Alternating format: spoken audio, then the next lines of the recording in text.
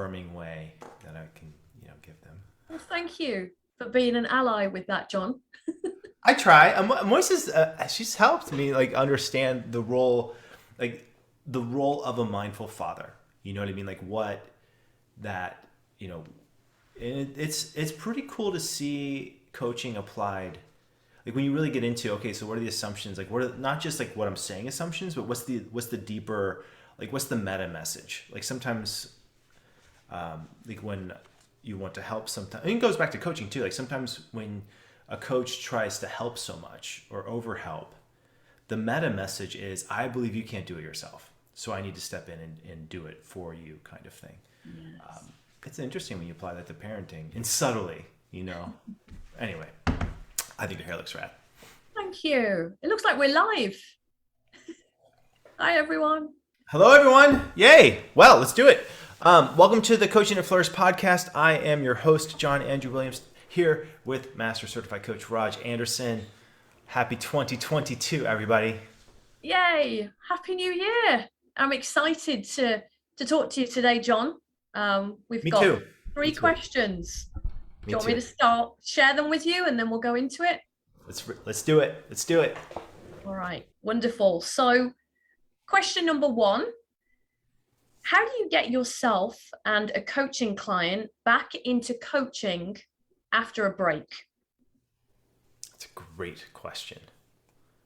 I feel like I'm kind of in that same space too as a client. There's a coach I was working with that I haven't yet connected because it's all busy. That's a great question. Let me think of how I did. Or how do you do it, Raj? You're probably fresher. Yeah, this has come up a lot. This actually came up in an overview today, and in the next couple of questions connect with it really well. But as we explore this, I mean, one of the things I did was to set a coaching session on Monday with my coach. So I have a coach who, a physical, mental, and emotional coach. We did a bike ride, and she asked me some really great questions. So I was thinking about those questions, and two questions that she asked me were, what is your focus for January? And then the next question was, what goals do you want to set from now until June 2022? Because this is some of my physical goals. So as I was thinking about this, I think some of the things I'm going to be doing this week with clients is reset of goals, just that check-in. Word of the year came up with one of my clients yesterday, which helped with setting intentions. Perhaps revisit a future self tool. I have to throw in the word grace here. It's first week of January. So I don't know, John, how do we be a bit kind to ourselves? Well, I think that the beginning week in January, I've always expected this kind of rush of interest from in the coaching field, but it takes about a week. Like it takes a little bit of time for people to get, holiday recovery, whatever mental, emotional, physical activities need to resume. Like when you get to your own space after visiting someplace maybe for a week or two, and the holidays are a lot. There's a lot that happens. Okay, so all of that aside, I think going back to the question, how do you get clients re-engaged? For me, it's very logistic. How do I get clients on a schedule? Or how do I establish and set up my business to schedule with clients? How I did it was I met with clients on a semi-regular basis. So I just knew every other Tuesday at 3:00 I had a call with my coach. That's best practice, to have that kind of consistent regularity. I really, really like the sport analogy of coaching, where you have a set practice, you have a set training session for a certain season, and that can be, usually it was every day in terms of sport, but with coaching, you might have a meeting with your coach maybe once a month, like your sport coach once a month, where second Tuesdays you knew that you had a captain's meeting, or you had a freshman meeting, or whatever it was, like you had that time. That's best practice. And when I was running a practice of over 40 clients, I had to have something like that, where I knew that I was meeting these three people every other week, and was it their off week or on week? And if it was their off week, then it was another, different set of students. There were a few students who I met with monthly. That was a little more challenging.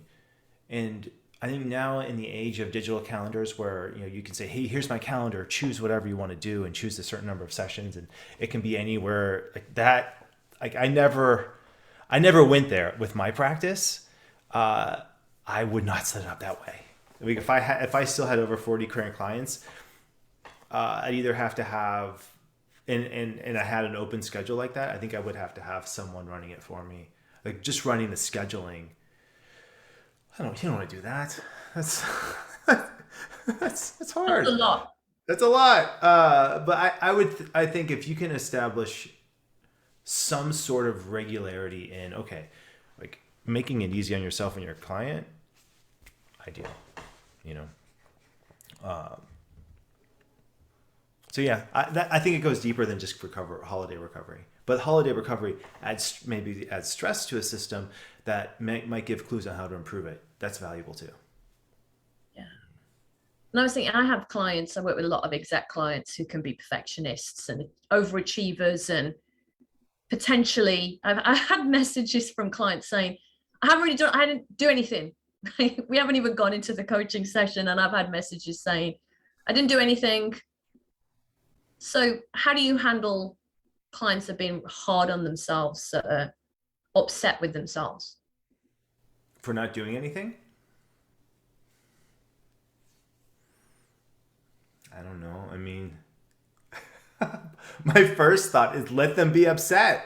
Like, great, good. What's it feel like to be upset? How are you upset? Why? What's behind it? What's there? Get curious about it. There's something there. What is it? And often that insight is more valuable than if they did the activity or action step in the first place. So we're insight hunting. So it's almost like the answer to any of these things is always going to be curiosity. Like, how do I, like, what's behind here?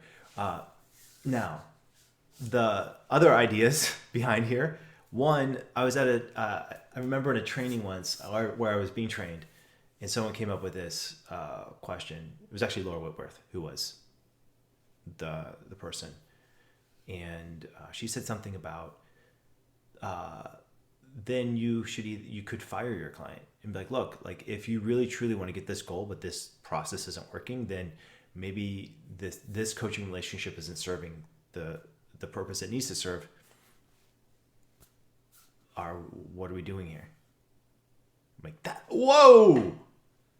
Have that convo. Just to have that light conversation, Okay, that's one way. Another way is to like go into the curiosity of it. We talked about before. That's probably my path, what I'd recommend. And then the third way is to get creative in looking at what kind of structures would need to shift. Like, do you need to have a daily check-in? What would, I'm thinking more in the executive world too. I mean, executives might just say, look, other stuff came up. It wasn't even on my radar screen. I know I made the right choice. Live with it. Then it's sort of like, okay, well, how do you want to be with accountability, period?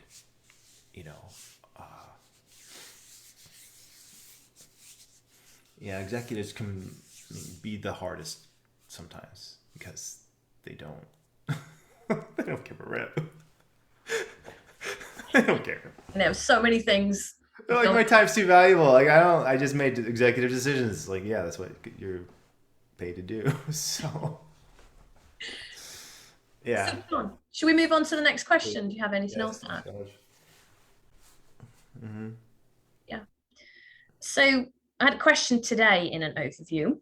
What do you do if you have been working with a client for a long time, a year or so, and then you run out of topics? That's never happened.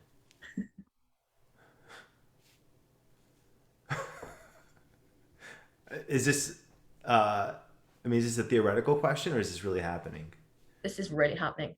Really happening. Wow. I'm impressed. I'm impressed. So they have no more topics? But feeling pressure, the coach is feeling pressure, which is, I was curious about whether the coach is in coach mode or not, if they're feeling the pressure of topics running out. Like, whose agenda is it? Yeah, yeah.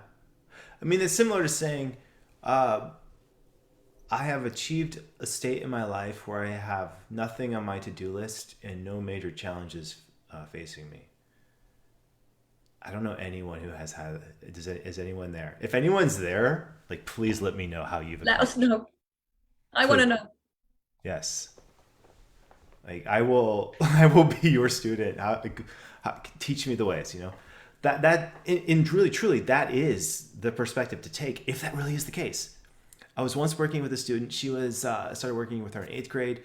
I worked with her all the way through her high school, and it was amazing. It was such a privilege to watch a young person work through growing up mindfully, and to see it just it was amazing. Like, she flourished. She got into the program she wanted. It was picture perfect. Anyway, so here she is. Started working with her as an eighth grader. Somewhere I think around 10th grade, we did a wheel of life, and she scored a 10. She gave herself a 9 or 10 on nearly all of the different areas of her life. And I remember just sitting there, and she wasn't exaggerating. Like, it wasn't like she just was giving tens because, like, this was the easy thing to do. She's like, really, truly, like, it's good. Like, my relationship with my parents, it's great. My grades, they're great. My friends, they're great. Like, and you're in high school, and your area of concern might not be the largest, but it's still like, okay, she did that. We called that the golden space. We made a name for it. And this idea of like what would it really be to get into a golden space where you really would look at your life and rate it very, very high in satisfaction. And in that session, it was, okay, you're here. Like, what's it like here? What are you noticing here? What's different about here from your usual? There's a curiosity to it, but in the sense of, like, I want to be the student of what you've created, like the action steps you've created to get to this place. I tried it once myself, getting into the golden space. I remember I did it for I did it for about an hour. I pushed really hard on my life for a period of time, and I got my email inbox down to 0. And everything was done. Like, I had my client sessions lined up. I was, there were still to-dos, but they were far off in the distance. And I just was sitting there waiting for every single email to come in. I would respond to it immediately. And just because I wanted to be in this space. And I did this for about an hour. But the problem I was having was that when I was sending these out, people would also respond back really quickly because they know, oh, okay, he's responding really quickly. So I tried to respond, and I knew the more I was sending out, the more I'd get back. And then something distracted me, and I never got back to it. And I've had this theoretical, like, maybe I can get back to the golden space someday. So you actually generated work for yourself in that Right.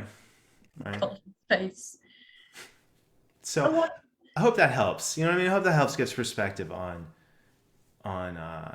even when there's a challenge, like, you insert, like, almost like fill in the blank challenge. The answer is always curiosity. That's the beauty, and there's always coaching questions that you can ask. And I'm thinking back to also what you said about Laura Whitworth and firing your client, but yet maybe it's you're checking in and saying, have we naturally come to an end here? I have clients that we pause with, and sometimes they might come back after 6 months, or they've achieved their first set of goals. So for me, sometimes it might be we pause, so we do that check-in. And the other thing I like to do as well is all my clients at the beginning get an intake form when they start the journey. So if it feels that they're naturally coming to an end, we review that intake form and their goals that they set, and they can reflect back on where they are now, what they've achieved. And it might be, because I have clients say, well, I don't know what I want to focus on now, but I want to keep coaching with you. So it might be that we do a new intake form. They get opportunity to reflect and set new goals as well. Mm-hmm. There is value too in on the executive level, even student level, when you identify an objective that's real, that's not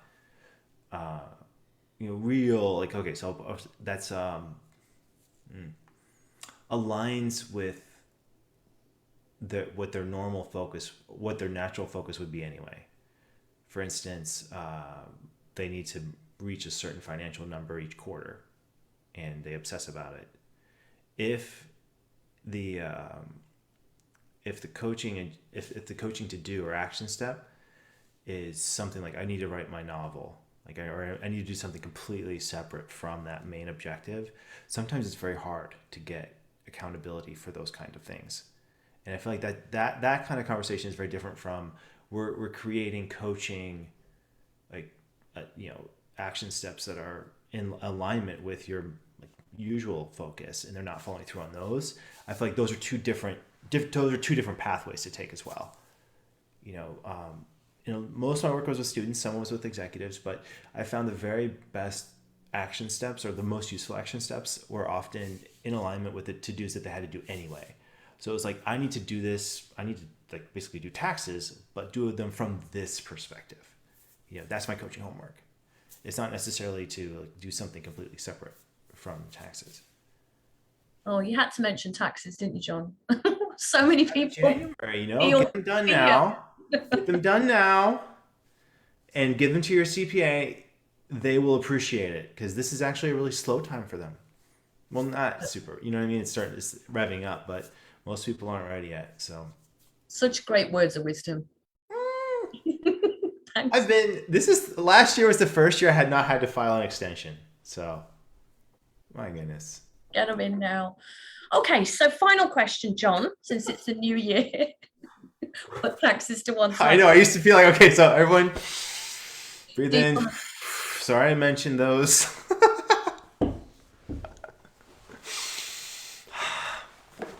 I don't know anyone that doesn't happen to when I talk about taxes.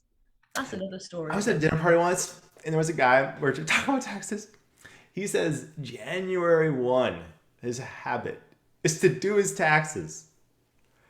And he said it's brilliant, because that's when all the things come out. You know exactly where you're at, and then he knows exactly how much money he's going to either pay or receive. And it gives him the optimum amount of happiness, because it's the optimum number of days.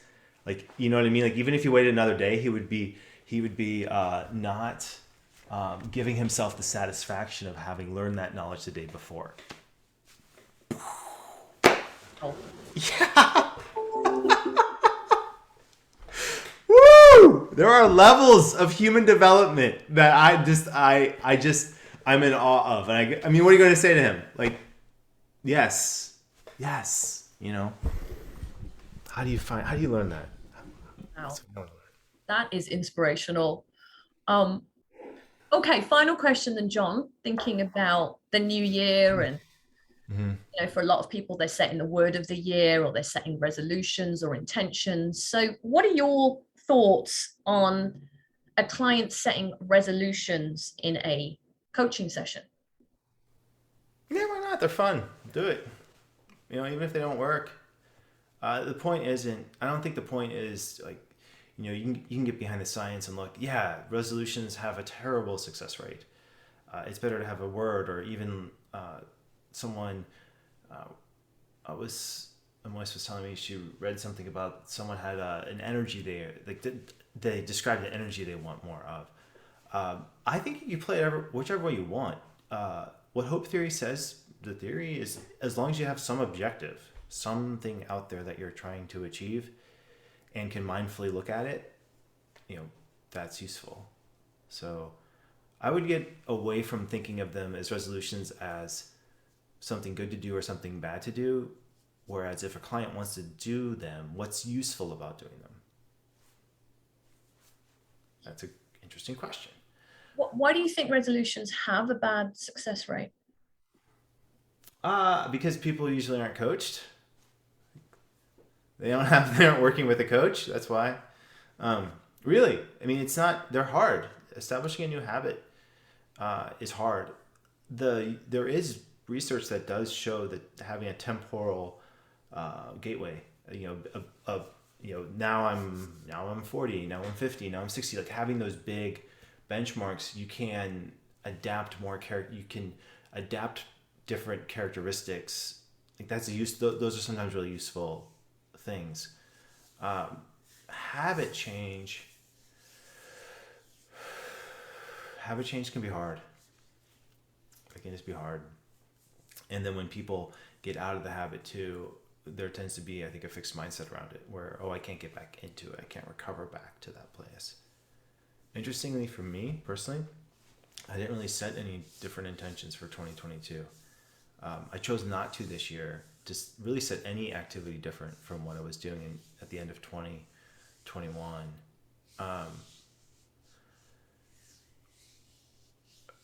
On purpose. And that's new. But the odd thing is it's so ingrained in how I operate that it felt like I do have a word for 2022, but I crafted it in 2021. I do have some habits that I'm really proud of and have continued to go through. So it's almost more like a continuation of stuff from 2021. So it was a weird sensation for me to feel like, wow, here I am. I'm doing all of the forward goal setting things, but it's not conscious. It's not a break it's not so much a break from the past, but a continuation from the past. Does that make sense? So I don't know. I feel like resolutions that are too far from what has happened are challenging, but resolutions that might go more in line with what is already there, like almost like let me look at a small adjustment to a system that I'm doing. Like, yeah, I'll do that for 2022. Like, let me adjust this slightly, but nothing new. I don't know. It's an idea. Adjustment. So we're out of questions, John. Yeah, I did want to ask you, what's going to be happening this year with Coach Training EDU? Is there anything exciting we should be looking out for? That's such a generous question, Raj. Thank you. Yeah, we have a lot. We're expecting to hear back from the health board. They were going to meet today, but it got pushed back because weather, I think. So that we're expecting that accreditation or that approval within a week, now 2 weeks. So that's exciting. We're also moving forward on getting accredited through the U.S. Department of Education. So I'm expecting to start that process in June and or sooner, maybe as soon as May or even March, if we can get everything in the first quarter. With that process, there's been my perspective on it is using all the guidelines and the strict standards and things like that as how can this organization run best practices. So I feel like there's been a lot of internal processes that we've been refining, things that we've been when working on as an organization that I am so over the moon psyched about. And there's one idea that I feel like I'm going to have a really big announcement. Let's come March, hopefully, about another not an offering, but another way to support coaches and to move the coaching field forward, especially in the academic field with universities that we're working with. So yeah, I want to hype it right now without spilling too many beans, but yeah, there will be more in March. Basically the perspective that I'm in is really truly what's going to change the world. What is going to make a difference in the lives of students is my specific focus on this. And also what's with that is also really a keen interest in what's happening in the executive world. Like what's real? What are the things where we know that really the rubber's hitting the road? These are people who are in there doing the biggest professional and personal development, really looking at themselves, like stretching those kindness muscles, and also like success, like what really does like what really helps make business work, like all of that. And you look at wellness, that whole field, and mindfulness and gratitude and resilience and flourishing, and it's just is very, very exciting. So that to me is like, from that perspective, that's where I feel like we're in 2022, we're going to be able to emphasize that, lean more into the coach training community as well. Yeah, it's big stuff. Thank you, John. That's exciting. Got some suspense and things to be looking forward to in March and the rest of the year. Any final words from you before we close out? I just have a question for you, Raj. So what's 22 for you? What? Well, I was thinking about my word of the year, and my word of the year is freedom.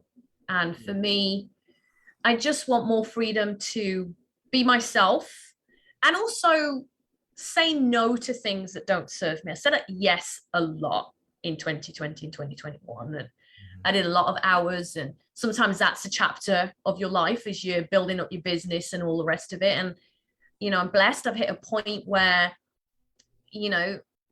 things are coming in and I am being sought, which is all exciting.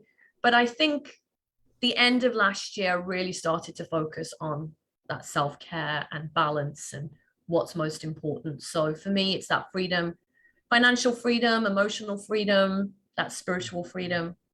And it's good. I feel content. I think in the past, January would come and it's like, right, it's time to ramp it up. And I feel content.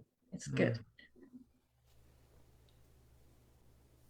Well, any action steps or any adjustments you're making?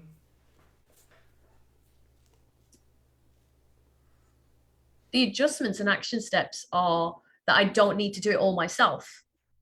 So actually, we have an abundance of coaches out there. I'm subcontracting a few coaches. It's all good. We can still offer coaching out there, but I don't need to do it all myself.